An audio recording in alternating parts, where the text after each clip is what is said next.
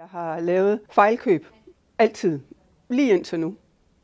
Og det har betydet, at jeg måske har 100 par bukser, der hænger i skabet, som jeg ikke kan bruge eller har brugt få gange. Og at de bukser, jeg har købt, har siddet forkert i taljen, de har siddet forkert med hofterne, de har siddet forkert omkring bagdelen. Og hvem vil ikke gerne have en god røv, men det har jeg ikke, fordi de sidder altid og slasker lige der.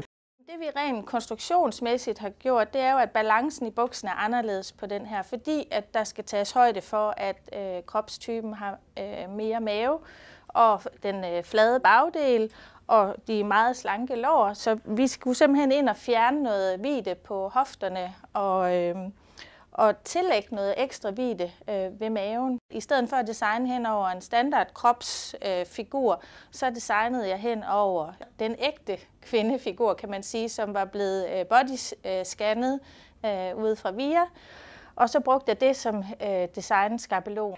Det der er, når man ikke rigtig har nogen hofter og ikke så meget lår og sådan noget, det er, at tit, og heller ikke har ret meget talje, det er, at de strammer i taljen, og de sidder løst de andre steder. De her bukser, de sidder rigtigt hele vejen rundt. De strammer ikke i taljen, der er faktisk lidt ekstra taljeplads, som jeg heller ikke har været så vant til.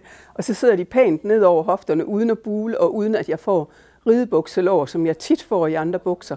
Og så sidder de pænt bagpå, så det er også, så jeg har lidt baller, det har jeg heller ikke i de andre, for der har de siddet været alt for store her.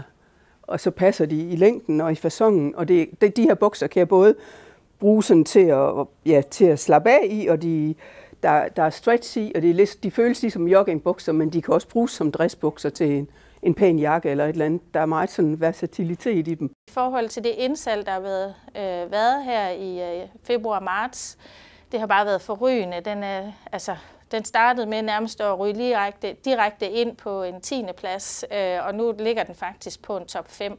Så der er virkelig et behov derude. Og det, som man kan sige, når man står med den her buks, man behøver ikke forklare ret meget, fordi rigtig mange af vores butikker har mødt den her kunde, som klager over, at det strammer på maven, og at der simpelthen er for meget stof under ballerne.